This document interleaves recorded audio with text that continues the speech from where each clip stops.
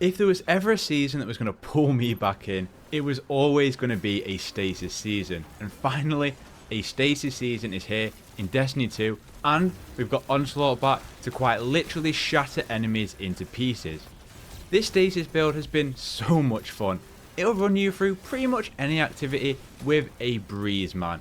Nightfalls, Expert Onslaught, it's doing the business. Is it the most meta build, etc, etc?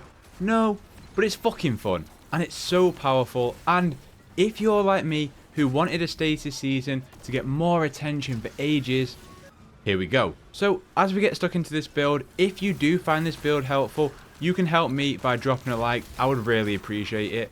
So this build is all about Frost Armor and Shattering Crystals, the two foundations of Stasis really. It features the new Stasis hand cannon that has come with Revenant, including the new Stasis perk, and is topped off with the new exotic helmet piece which completes the build.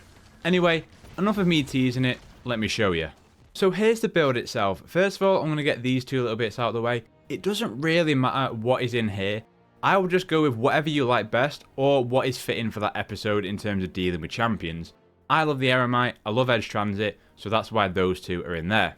The main weapon that we're going to be using is the new Stasis hand cannon, though don't try and get me to pronounce it because I haven't got a clue how you say that. Regardless, on it we have two perks. We have Rhyme Stealer and we have Headstone. Now, is Rhyme Stealer absolutely crucial for this build? I would say no, but it is definitely helpful on the harder activities when you have to shoot some crystals from further away. Because of course, what Rhyme Stealer does is it gives you Frost Armor. The enhanced perk will give you 2 Frost Armor per shatter versus the 1 that the normal trait will do. The idea of this build basically is creating Stasis crystals and then shattering them with this hand cannon. So let me talk you through the actual gear pieces.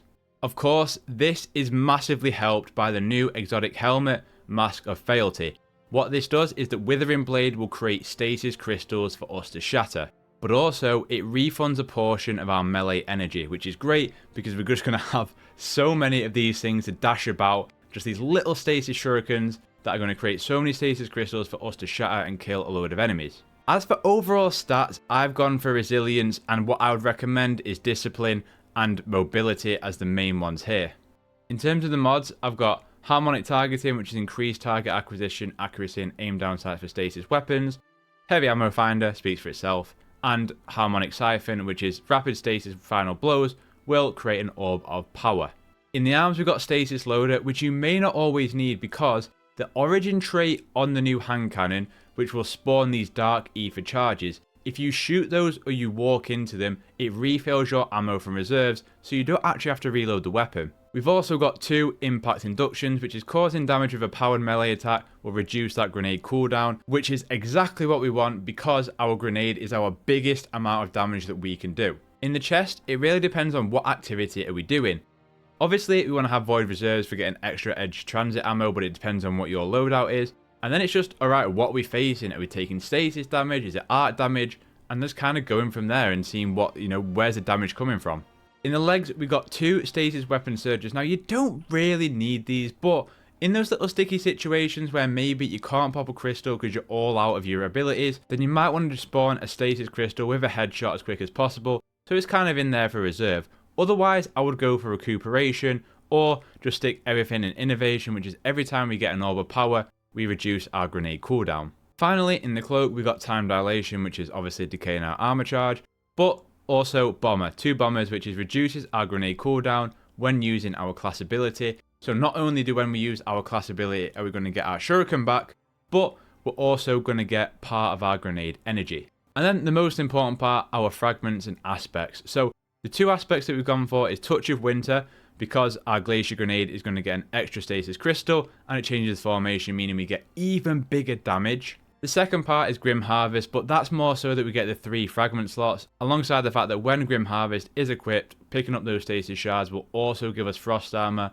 alongside shooting Stasis Crystals with our hand cannon. As for the fragments then, there's a few that you really need to have, and then there's 1 or 2 that are interchangeable. Whisper of Torment is definitely one that we want, which is gaining grenade energy every time we take damage from targets. Having Frost Armor increases that. It means that we're going to be getting a lot of grenade energy because we're going to be taking damage, and we're always going to have Frost Armor. Whisper of Rending, primary ammo weapons do increase damage to Stasis Crystals. This means that we are one-shotting Stasis Crystals, which you can imagine with the amount that we are creating, is just going to cause chain reactions which are insane. Whisper of Shards, shattering a stasis crystal temporarily increases our grenade recharge rate. Pretty self-explanatory in that shattering more increases the duration. I don't need to say why that needs to be here. Whisper of Fissures increases the damage and the size of a burst of stasis when you destroy a stasis crystal. Again, this build is all about destroying stasis crystals or frozen targets. You can see why we need this one in here. The final one is up to you. I like Whisper of Conduction because sometimes I can't be arsed just running around and getting all the stasis shards, so having them come towards me means it's quite helpful. As for other ones that you could go for in this slot, Whisper of Chains, defeating targets while you have frost armor. Again, that just spawns more stasis shards. But if you find yourself dying quite a bit or you're on harder level activities, Whisper of Rime, your frost armor has increased duration and maximum stat count, so that damage reduction is going to be higher, so maybe you want to think about adding this one into your 5th fragment. Finally, in terms of the episode artifact, these are the key ones that you want to have. Enhanced ether generation, so that will spawn 2 ethers instead of 1 when you are using your hand cannon. One with frost, while frost armor is active, stasis weapons gain increased reload speed, which again is quite helpful if you do find yourself needing to reload. Wind chill, rapid stasis weapon precision hits generate a stack of frost armor, and also rapid precision hits from those with dark ether grant you more stacks. Again, just really helpful for generating more frost armor. But that bottom bit, dealing stasis weapon damage to slow targets has the chance to spawn a stasis shard when you activate the volatile tonic to get you that, is also really helpful.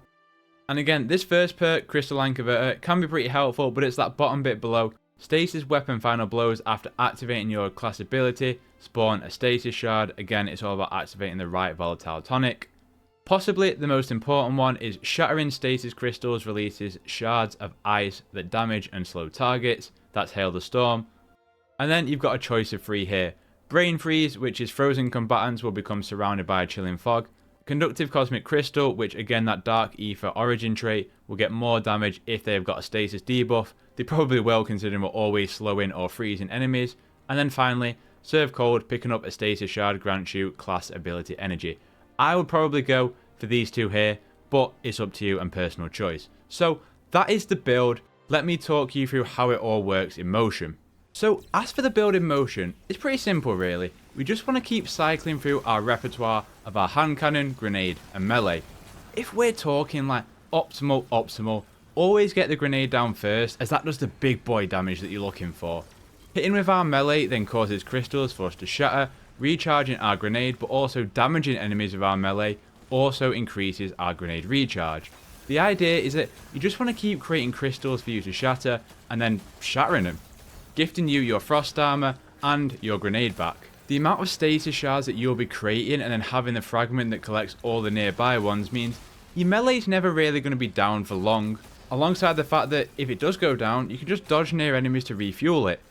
Spamming that melee and shattering the crystals it creates is going to get you that grenade back near instantly, and then you're just rinsing and repeating, baby. I know that a few people will say that Rime Stealer and Headstone is maybe a little bit pointless in this build, but I found that on the harder activities, having Rime Stealer have the ability just to shoot a couple of the shards that then gets you your frost armor rather than always needing them crystals, I found quite helpful. It's just a lot of fun, especially when the grenade is just sending enemies fucking flying across the map. It's spectacular. They've done a terrific job making Stasis fun this episode, and I hope it gets the limelight again in future content. I think of all the subclasses, it feels the best in terms of the shatter or the freezing. I just don't think that other subclasses give that same level of satisfaction. But yeah, that's a brilliant Stasis Hunter build for you to try in episode Revenant. So, what do you think?